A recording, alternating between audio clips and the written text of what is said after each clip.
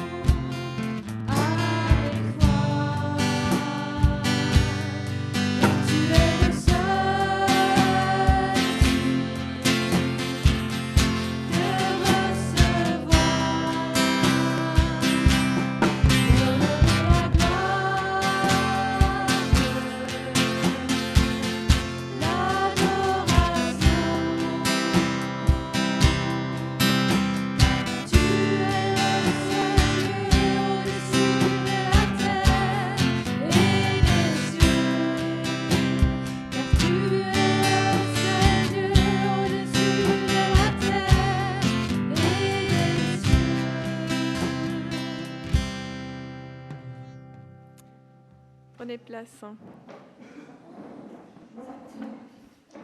Et nous écoutons le psaume 130 par la voix de Loïc.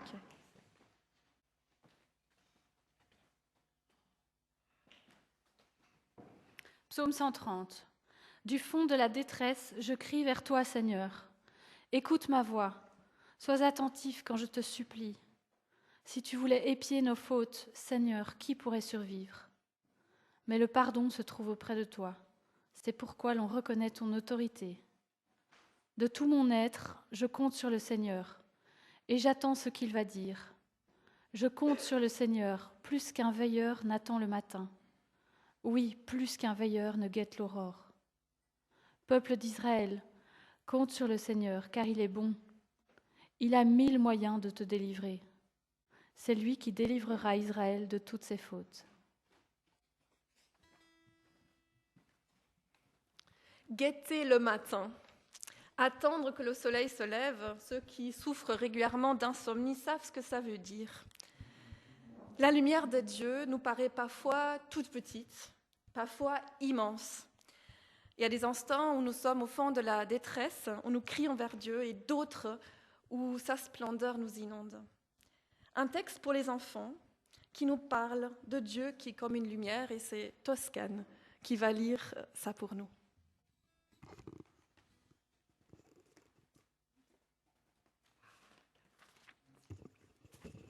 Parfois, c'est un point dans la nuit, une étoile qui guide les chameaux, un phare qui rassure les bateaux, une fenêtre allumée qui nous attire.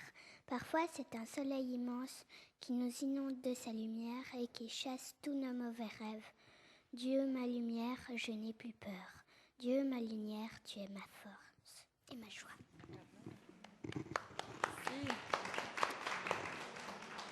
Le Seigneur est ma lumière et mon salut, de qui aurais-je crainte ? Prenons maintenant le temps de contempler à la fois la beauté de Dieu, de contempler aussi par un deuxième chant ensuite la patience de Dieu.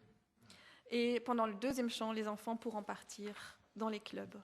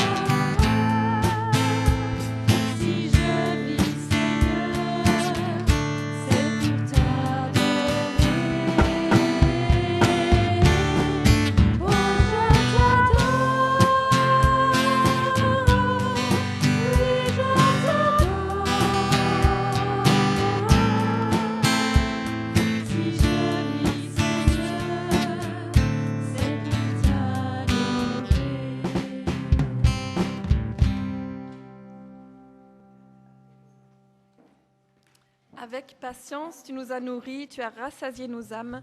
Nous chantons ce chant ensemble. Nous nous reconnaissons que tu es fidélité, tu as marché au milieu de nous.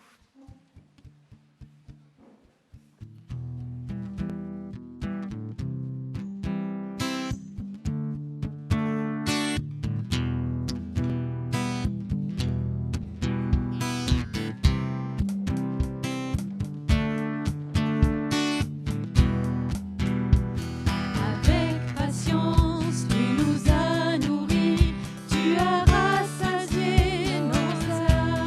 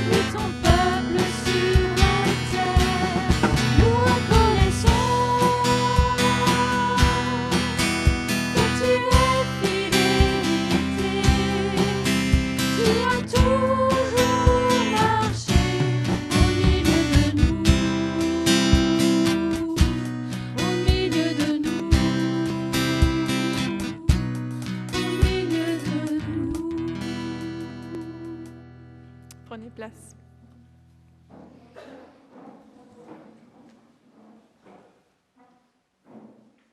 Et je vais prier avant que nous nous mettions à l'écoute de la prédication.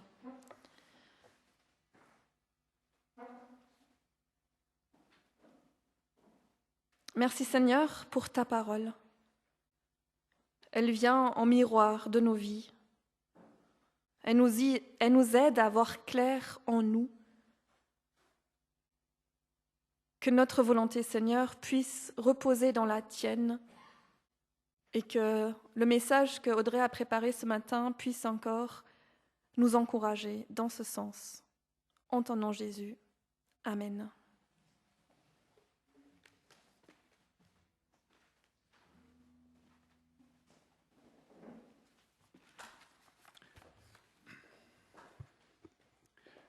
Jésus monta sur la montagne qui fut recouverte par la nuée. La gloire de l'Éternel reposa sur le mont Sinaï, et la nuée le recouvrit pendant 6 jours. Le 7e jour, l'Éternel appela Moïse du milieu de la nuée. La gloire de l'Éternel avait l'apparence d'un feu dévorant au sommet de la montagne, aux yeux des Israélites. Et Moïse pénétra au milieu de la nuée et continua de gravir la montagne. Et un peu plus loin, Moïse redescend et entre de nouveau en contact avec le peuple. Et cette constatation est faite, son visage était rayonnant parce qu'il avait conversé avec Dieu. 3e lecture dans l'Évangile selon Matthieu. 6 jours après, Jésus prit avec lui Pierre, Jacques et son frère Jean, et il les conduisit à l'écart sur une haute montagne. Il fut transfiguré devant eux. Son visage resplendit comme le soleil, et ses vêtements devinrent blancs comme la lumière. Et voici que Moïse et Élie leur apparurent. Ils s'entretenaient avec lui. Pierre prit la parole et dit à Jésus, « Seigneur, il est bon que nous soyons ici. Si tu le veux, faisons ici 3 abris, un pour toi, un pour Moïse, un pour Élie. » Comme il parlait encore, une nuée lumineuse les couvrit, et de la nuée, une voix fit entendre ces paroles. « Celui-ci est mon fils bien-aimé, qui a toute mon approbation. Écoutez-le. »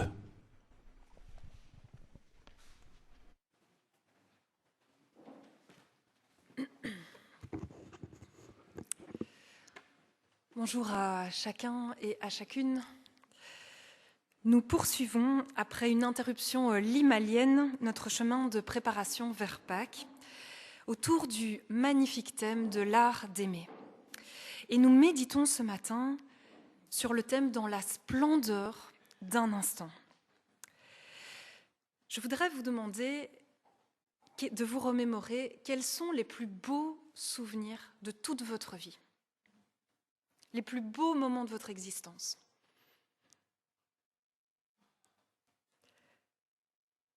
Vous avez une idée ? Alors, accrochez-vous à ce souvenir. Quels sont les ingrédients qui ont fait de ces moments des souvenirs impérissables ?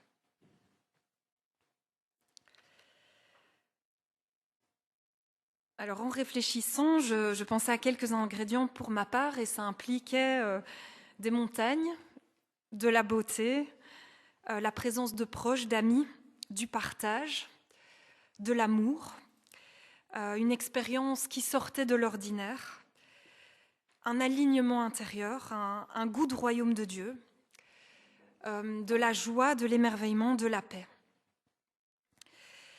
Il y a comme ça des instants splendides dans la vie où le temps semble suspendre sa course.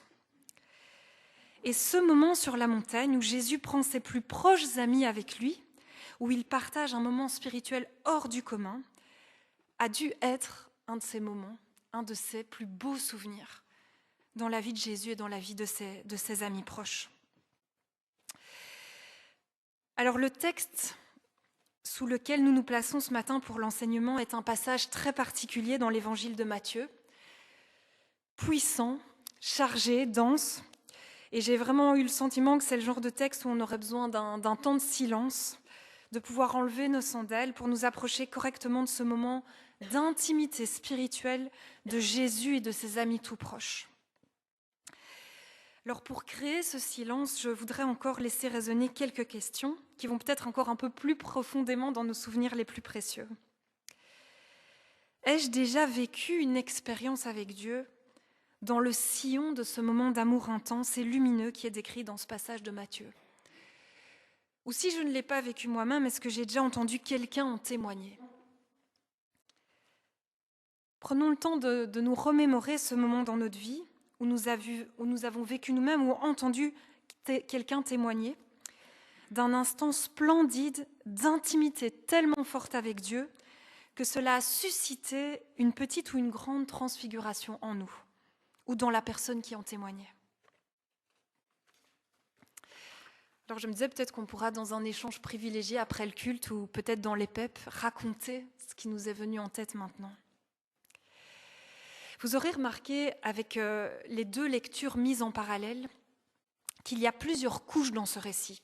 Il y a une densité de signification et on ne pourra pas tout aborder ce matin. Mais juste pour ne pas partir sur des mauvaises bases dans la compréhension de ce passage, qui est quand même déroutant dans un certain sens, juste deux petites précisions. Ce que les disciples vivent sur cette montagne est de l'ordre de la vision.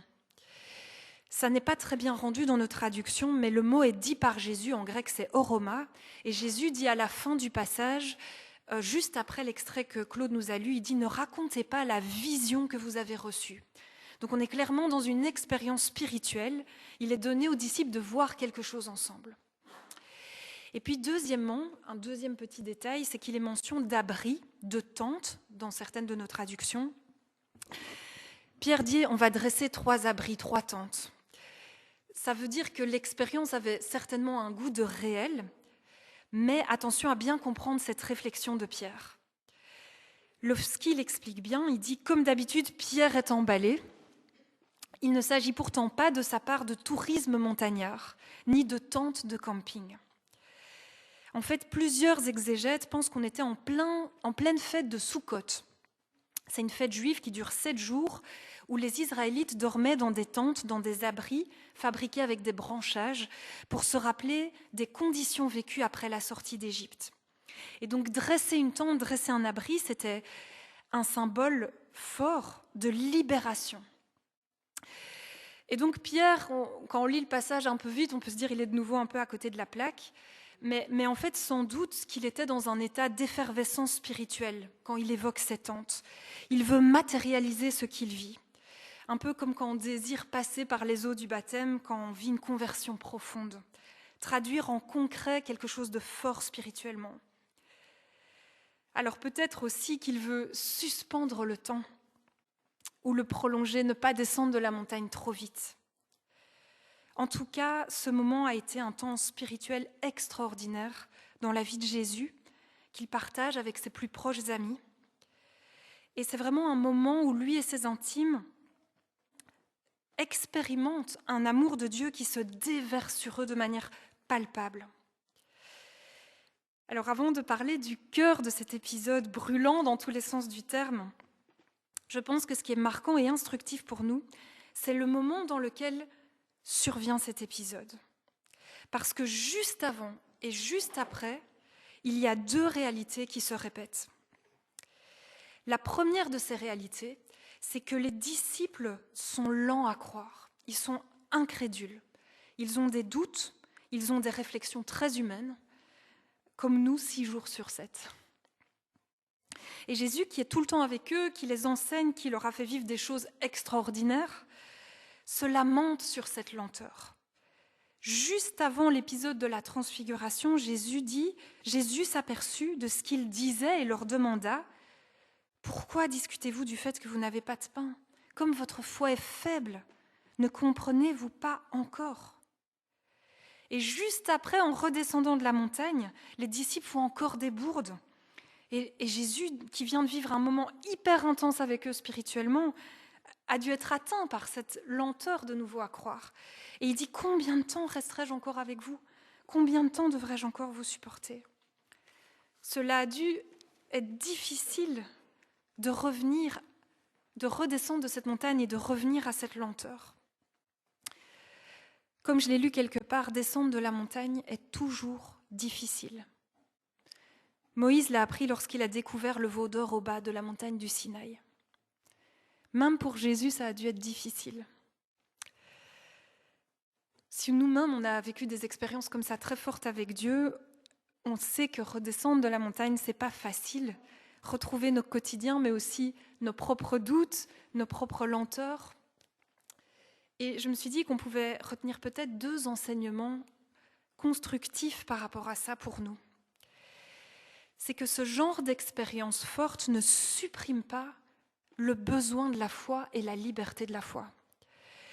Je vous parlerai tout à la fin d'une expérience que l'écrivain Éric Emmanuel Schmitt a vécue.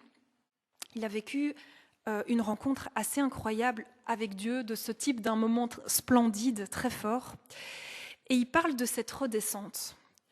Et il se dit à lui-même, il est surpris par les réflexions qu'il se fait. Il a des doutes, il dit « Est-ce que je n'ai pas tout imaginé ? Est-ce que c'était vraiment réel ?»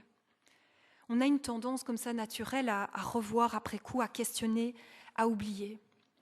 Mais en fait, le pas de la foi reste nécessaire. Dieu nous garde libres, et ça c'est une autre manière de le voir, et c'est très positif. Éric Emmanuel Schmitt dit ceci. Le surprenant dans une révélation, c'est que malgré l'évidence éprouvée, on continue à être libre. Libre de ne pas voir ce qu'il s'est passé, libre d'en produire une lecture réductrice, libre de s'en détourner, libre de l'oublier. Je ne me suis jamais sentie aussi libre qu'après avoir rencontré Dieu. La nécessité et la liberté de la foi. Et le deuxième enseignement, c'est que cet épisode extraordinaire est une grâce qui survient au milieu de l'ordinaire. Cet épisode surgit en fait dans des circonstances banales, comme les disciples, des circonstances où on peine, on traîne la patte, on a peut-être un goût de médiocrité. On voit en tout cas qu'avant et après, on ne s'attend pas à vivre une telle expérience. Ça ne survient pas après 10 jours de jeûne et de survoltage spirituel, de bonnes résolutions. C'est une pure grâce au milieu de circonstances qui peuvent être tout à fait ordinaires. C'est comme si dans chaque moment de nos vies, il y a cette porte qui peut s'ouvrir quand on greffe la foi à nos existences. Lovski a cette très belle citation. Il dit « C'est comme si dans la grisaille du ciel se produisait inattendue une déchirure où brille le soleil, où se manifeste la paix. Le monde de l'éternité se laisse voir. » Et c'est un encouragement pour nous. La deuxième chose qui précède et qui suit le passage, c'est l'annonce de la souffrance. Juste avant, Jésus essaye d'expliquer à ses disciples que la souffrance va faire partie du chemin. En Matthieu 16, donc juste avant, à partir de ce moment, Jésus commença à montrer à ses disciples qu'il lui fallait aller à Jérusalem souffrir beaucoup. Et Philémon de Gaza commente « Pendant 6 jours, en effet, les disciples avaient médité les dernières paroles de Jésus, qui avaient de quoi les décourager profondément. » Et au retour de la montagne, Jésus leur dit « Le Fils de l'homme va être livré au pouvoir des humains, ils le mettront à mort, mais le 3e jour, il ressuscitera. » Et on voit que les disciples ne retiennent que la première partie. Ils ne comprennent pas encore la deuxième. Ils disent, parce que la suite du verset nous dit « Les disciples furent profondément attristés. »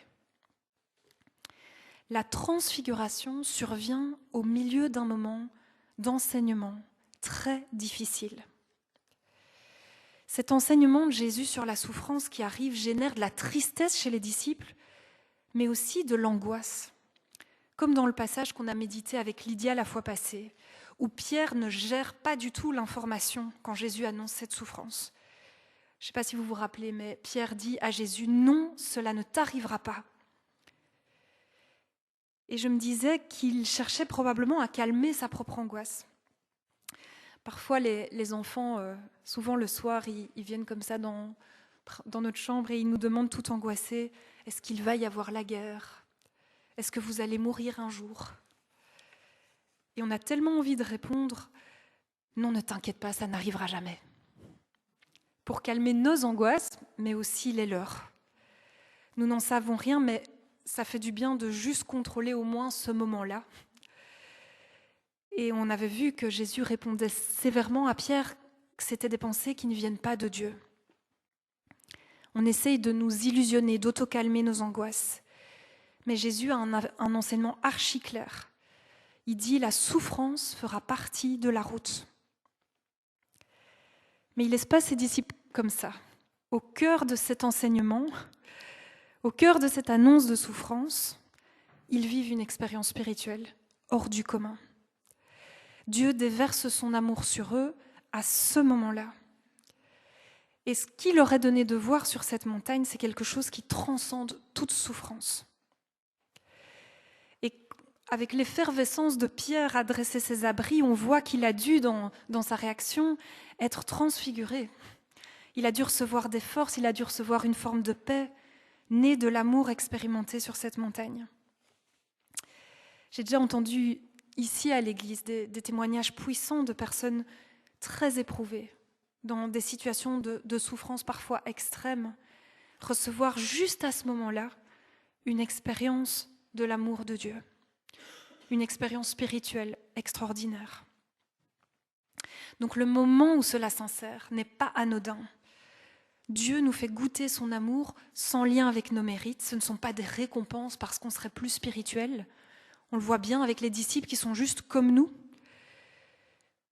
Mais Dieu nous fait vivre à chacun de goûter son amour de manière personnalisée, toujours par grâce, purement gratuitement. Parfois, c'est dans une profonde douceur, dans le respect de notre chemin, parfois dans une intensité éblouissante, d'une manière éclatante, dans l'ordinaire ou dans un moment précis de souffrance. Alors maintenant, ce moment de lumière, vous aurez remarqué avec les 2 lectures parallèles les liens qu'on peut faire, les liens frappants entre l'épisode sur le mont Sinaï et l'épisode de la transfiguration. Et il y a une immense étude biblique à faire, je renvoie la responsabilité pour les PEP, pour exposer, pour approfondir ce lien intense et les implications théologiques et spirituelles de cette réunion sur la montagne de Moïse, qui représente la Torah, Élie et les prophètes, et l'œuvre de Jésus. Mais je voudrais relever maintenant juste quelques aspects communs des 2 passages, des 2 moments, qui sont, il me semble, porteurs d'enseignements pour nous dans notre chemin de préparation à Pâques, avec cet horizon d'apprentissage de l'art d'aimer. Et j'ai préparé des petites feuilles que vous pourrez reprendre à la fin si vous voulez. Jean-Jacques les a déposées sur la table du fond, qui est un petit aide-mémoire de ce qu'on va faire maintenant. La première image qui lie les deux passages, c'est la montagne. Je crois qu'en a la foi, notre rapport avec les montagnes est tout à fait particulier. En tout cas, ça fait écho en moi. C'est comme quand on voit un arc-en-ciel, quand on admire une montagne ou qu'on s'y aventure, on emporte avec nous cette signification spirituelle de ces moments où Dieu parle. Dans la splendeur des hauteurs, mais aussi la solitude et le retrait par rapport aux vallées habitées. Éric et Loïc m'ont prêté la semaine passée un livre que vous connaissez peut-être, mais je ne sais pas comment ça se fait, je ne l'avais jamais lu. C'est Tactique du diable de C.S. Lewis. C'est ultra drôle et en même temps ultra profond. C'est un vieux démon qui coach un jeune démon qui doit par tous les moyens surveiller un humain pour qu'il s'éloigne de la foi et de tout ce qui est bon pour lui. Et à un moment, le vieux démon dit au jeune démon « Évite que ton protégé n'aille faire des balades dans la nature ». La beauté de la nature et l'isolement de la nature sont propices à la prière. Alors je me disais peut-être dans ces jours de préparation vers Pâques, aménageons-nous peut-être un moment dans la nature, une balade prière ou juste un moment sur un banc, prendre le temps d'admirer la création, ouvrir nos cœurs à la beauté de Dieu, faire retraite. C'est ça aussi se préparer à Pâques et ça contribue à apprendre l'art d'aimer. Ça, c'était pour la montagne.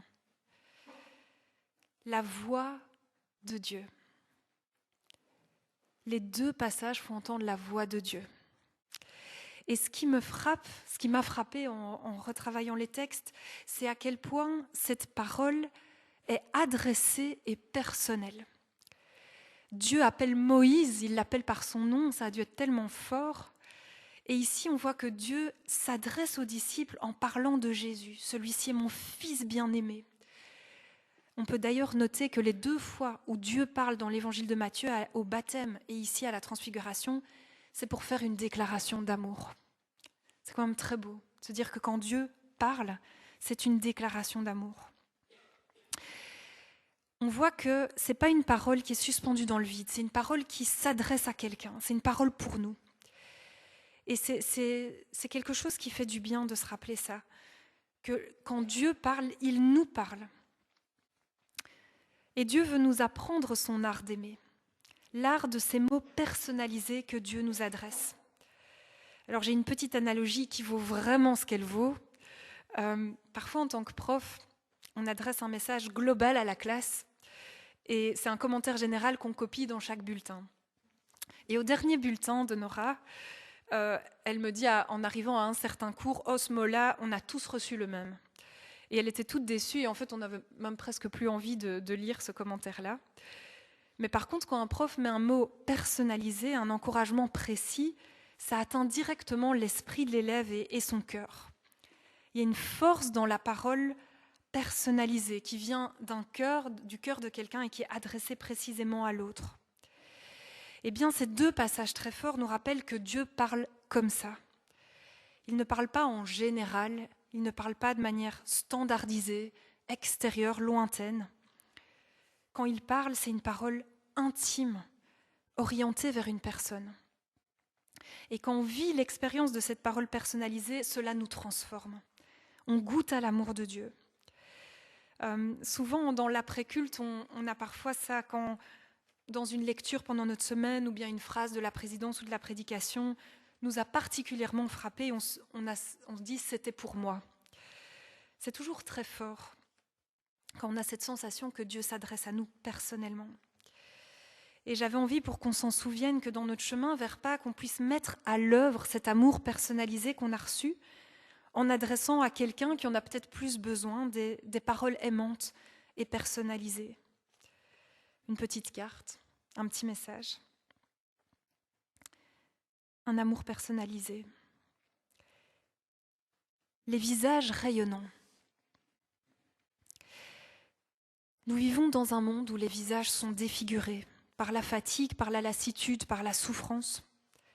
Et sur notre chemin vers Pâques, nous allons vivre la douleur de voir le visage de Jésus sur lequel on crache, qu'on gifle, qu'on blesse. Et ça nous rappelle tous les visages bafoués de notre temps desquels Jésus se rend solidaire en allant vers sa passion. 2 citations sur les visages qui m'ont marqué ces derniers mois. L'humiliation dans l'affront cinglant ou dans le mépris indifférent atteint le visage. Le visage est la part de nous-mêmes la plus offerte à l'autre, par le regard, par la voix, par l'expression des sentiments. Tout visage humain est une demande qui vous est présentée. Dans nos rencontres avec tous ces visages que nous allons croiser pendant les prochains jours, ayons nos yeux fixés sur le visage rayonnant de Jésus lors de la transfiguration. Parce que c'est très fort, notre horizon, notre espérance chrétienne, c'est que cet éclat de gloire de Dieu qui se reflète sur le visage puisse se refléter sur tout être humain. Et j'ai trouvé ce texte que j'ai renoté sur la feuille de synthèse de la règle de Reuilly, qui est très très fort comme commentaire de la scène de la transfiguration. Ici, Dieu montre aux disciples ce qui doit advenir. Ce qui doit advenir, c'est la beauté de l'homme et du cosmos, afin que dans le long effort de vivre, nous ne perdions pas courage. Une brèche s'ouvre par laquelle ruisselle la lumière. Tandis que les souffrances du temps présent altèrent tout visage, la transfiguration oriente le regard vers l'avenir véritable, l'univers entier, illuminé par la gloire du Christ. L'horizon qui nous est donné, c'est qu'un jour les visages défigurés seront transfigurés par la contemplation de cet amour ardent. Et donc, comme petit exercice pratique, à chaque visage que nous croiserons cette semaine, posons un regard inspiré par cette vision du visage glorieux de Jésus, ce regard d'espérance. Et c'est pas si facile, on est vite sur nos téléphones quand on est dans le tram, dans le train, mais de regarder les visages. Et que cet amour intense du visage rayonnant du Christ se reflète dans les regards de nos yeux, dans l'écoute de nos oreilles, dans les paroles de notre bouche. Une toute dernière image, un dernier point commun entre les 2 passages, qui est le cœur du cœur. C'est cette image de flamme, feu, de lumière, de nuée. Et ce sont les mots utilisés pour exprimer la densité, l'intensité de la présence de Dieu. Et c'est tout à fait incroyable de voir que des tas de témoins dans l'histoire de l'Église, quand ils vont vivre une expérience spirituelle intense, souvent ils se réfèrent au même type de vocabulaire. Chaleur, feu, flamme, on peut penser à la Pentecôte, lumière. Et Blaise Pascal va vivre une expérience de ce type et il utilise la très belle expression « la nuit de feu » pour parler de l'expérience spirituelle qui a transformé sa vie. Je vous lis un très court extrait. L'an de grâce 1654, lundi 23 novembre, depuis environ 10h30 du soir jusqu'à environ minuit et demi. Feu. Dieu d'Abraham, Dieu d'Isaac, Dieu de Jacob. Sentiment, joie, paix, Dieu de Jésus-Christ. Ton Dieu sera mon Dieu. Oubli du monde et de tout hormis Dieu. Il ne se trouve que par les voies enseignées dans l'Évangile, grandeur de l'âme humaine, joie, joie, joie, joie, pleurs de joie. Et Éric Emmanuel Schmitt a utilisé cette expression de Blaise Pascal comme titre d'un livre où il raconte sa propre nuit de feu. Je vous laisse lire le livre. Vous verrez les circonstances, c'est assez fort, mais il est perdu dans le désert, il est seul et il est sans eau et sans nourriture. Et il va vivre pendant cette nuit de désespoir et de détresse et d'angoisse une expérience intense de l'amour de Dieu qui va le délivrer de la peur et lui permettre de reprendre des forces et de se remettre en marche le lendemain. Et il dit, j'ai de la peine à mettre des mots sur ce que j'ai vécu, mais il dit ceci, flamme, lumière croissante, soleil ardent, joie. Notre horizon, dont nous avons parfois la grâce de vivre des avant-goûts intenses ou d'en entendre des témoignages, c'est cette joie qui explosera le dimanche de Pâques. Alors, comme dernier exercice pratique, méditons sur cette joie en nous rappelant des moments splendides du passé que Dieu nous a permis de vivre en sa présence. Que le Seigneur nous comble de ses grâces, d'instants splendides, de sa joie sur ce chemin de préparation vers la célébration de sa résurrection. Et je vous invite, si vous le souhaitez, à prendre une feuille après le culte pour avoir un petit aide-mémoire. Merci.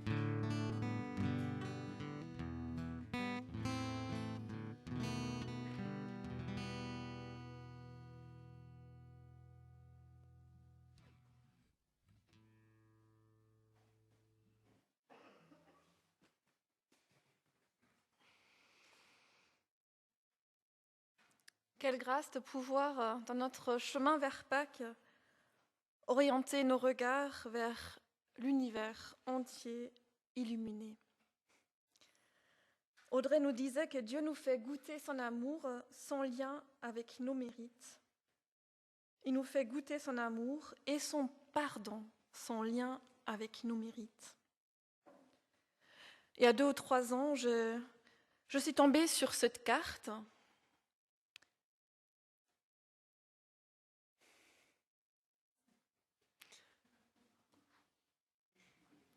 Cette carte qui venait de l'église de mon village. Et j'ai écrit un texte là-dessus comme une prière. Et donc nous prions cette prière en nous approchant maintenant de la table du Seigneur. Apaise-moi au creux de ta poitrine, dans la douceur de tes mains, je goûte le repos. Ton toucher guérit mon âme, soupir rassasié. Humblement, je tends mes mains pour rejoindre ton cœur. Unie à toi par tes cicatrices, cela me suffit, ta grâce m'arrondit. Nourriture pour maintenant, rien que maintenant. Ma douleur contenue par ta tendresse. Ton pardon donné en abondance, couleur de douceur, couleur de terre, je vis. Il y a des moments de splendeur, des nuits de feu, il y a des moments du quotidien plus ordinaires. Et je trouvais que le pain et le jus de raisin nous parlent des deux. Parce que c'est un repas tout simple, un repas qui peut se tisser dans notre quotidien. Je connais un couple qui m'a dit, oui, parfois on prend ce repas, avant le repas du Seigneur, avant notre repas. C'est un repas accessible, offert. Et en même temps, il y a l'extraordinaire présence du Christ. Il est là, maintenant, et cela me suffit.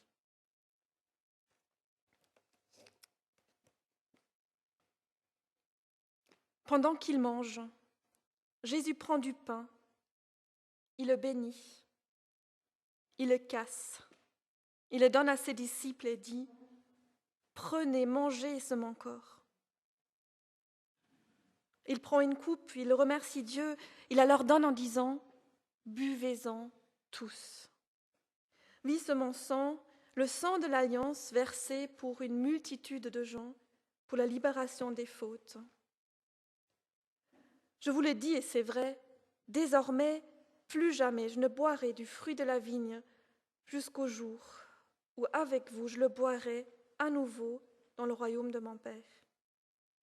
Après avoir chanté les psaumes, ils sortent vers le mont des Oliviers. Et on voit aussi ce regard vers le royaume de Dieu, le royaume de mon Père, dit Jésus. Nous allons chanter Torrent d'amour pendant que Yves, Bernard et Rebecca distribuent pour nous le pain, le jus de raisin. Nous pouvons rester assis pendant ce chant.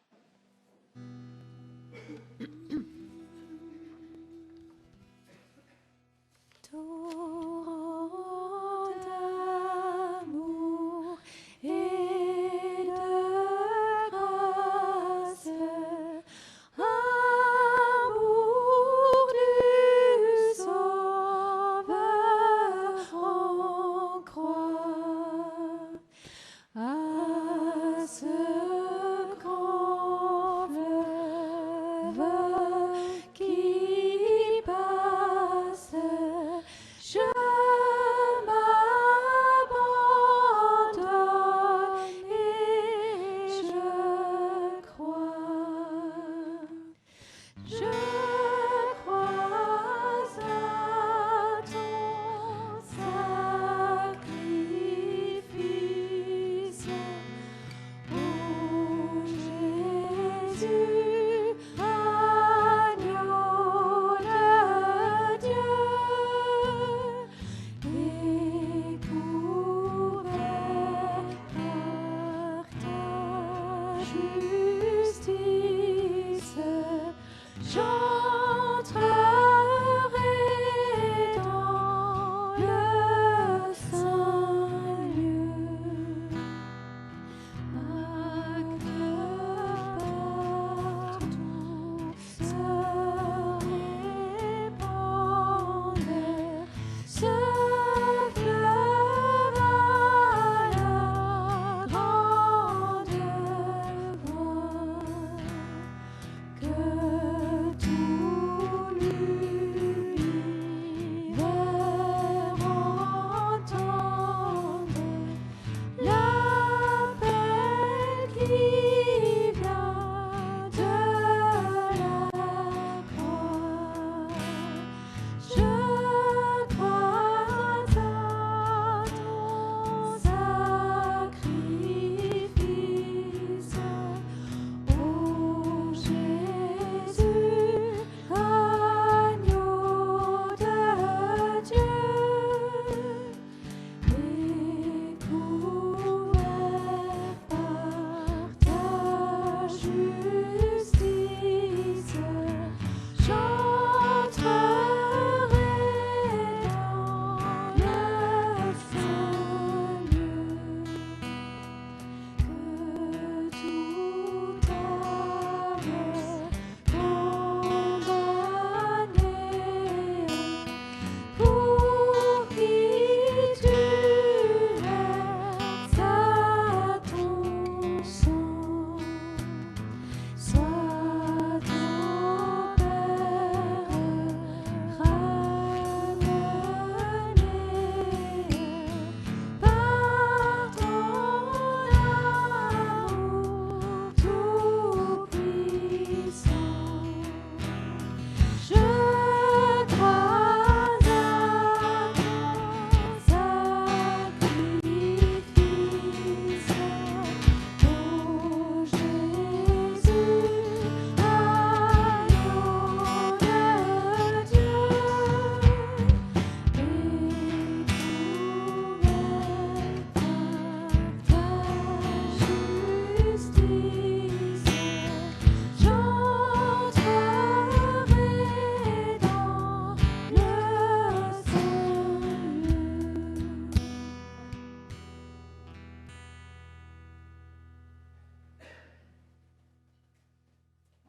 lieu.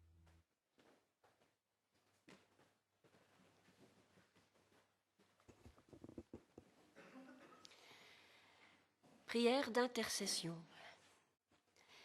Seigneur, tu as fait briller ta lumière dans nos ténèbres.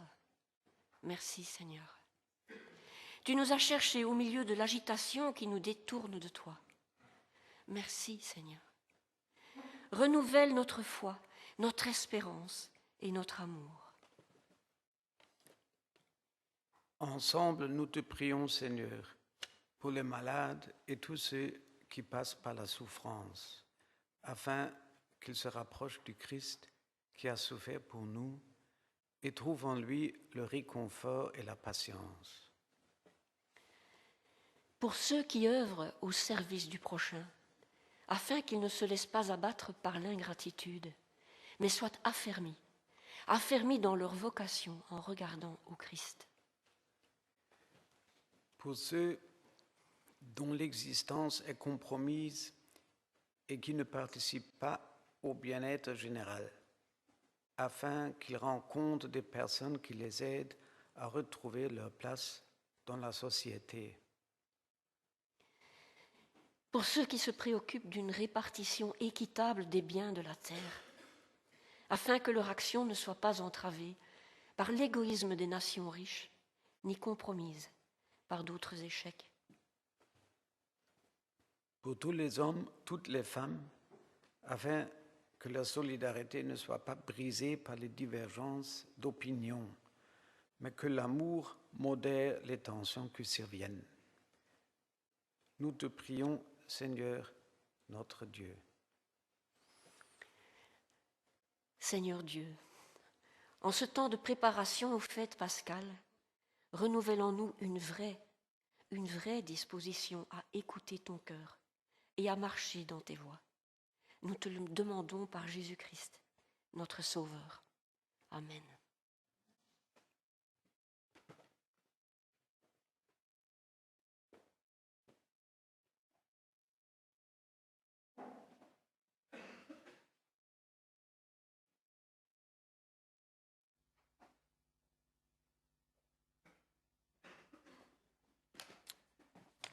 Me voici pour quelques annonces avant de passer en revue les dates.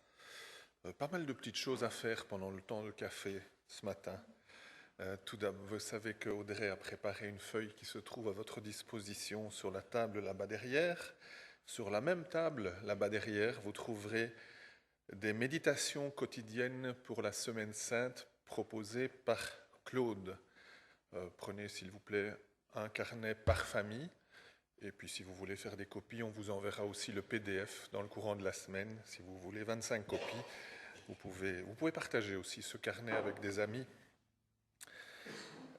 Alors autre chose à faire, c'est dans l'autre bout de la salle, pour ceux qui sont membres. Vous savez qu'aujourd'hui c'est un jour de vote. Nous votons pour 3 personnes qui ont accepté de continuer à servir notre communauté. Ariane tout d'abord comme ancien et assistante pastorale, Caroline comme ancien et Bernard également comme ancien. On se tiendra ici, venez chercher vos bulletins de vote. Dans 5 minutes, le bureau de vote sera ouvert. Donc si vous devez partir, passez quand même voter. Et si vous n'avez vraiment pas le temps d'attendre 5 minutes, alors donnez mandat à quelqu'un qui pourra vous représenter. Voilà, maintenant on peut commencer l'agenda. Ce jeudi, c'est un temps de prière par Zoom, de 19h30 à 20h. Donc, vous connaissez, si vous ne recevez pas de mail de notre part, c'est qu'on n'a pas votre adresse, alors donnez-nous votre adresse. Ensuite, petit changement de date, le 29 mars, c'est donc le dimanche pas comme les autres, sur la technologie, avec Paul et je pense Lydia aussi. Le vendredi 3 avril, nous vous rappelons la veillée du vendredi saint à 20h à Vierge. Le dimanche 5 avril, ce sera bien le dimanche de Pâques, ici, toujours culte avec baptême, avec S, mais c'est aujourd'hui le dernier jour où vous pouvez éventuellement faire la demande auprès de Lydia. Voilà, le dimanche 26 avril, sortie Stockelfen au musée des sciences naturelles. Pensez à vous inscrire chez Sophie. Lydia est là cette semaine. Voici quelques associations que nous soutenons et j'en profite pour vous dire que toujours sur la table, là dans le fond, vous aurez l'occasion d'acquérir des petites œuvres d'art, vous verrez, préparées par Elga ou Caroline en soutien à Tahadi. Tahadi est une mission qui est active à Beyrouth, au Liban, qui a un dispensaire, qui a une école, qui pour le moment sont fermés, sont encore intacts. On peut prier pour ce bâtiment pour les personnes aussi qui y travaillent, mais pour l'instant, toute l'équipe est mobilisée pour venir en aide aux personnes qui sont réfugiées sur les bords de la mer à Beyrouth. Voilà. Je te laisse.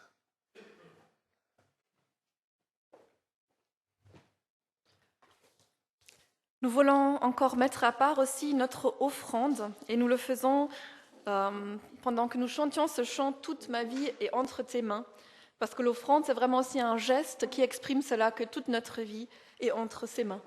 Levons-nous pour ce chant.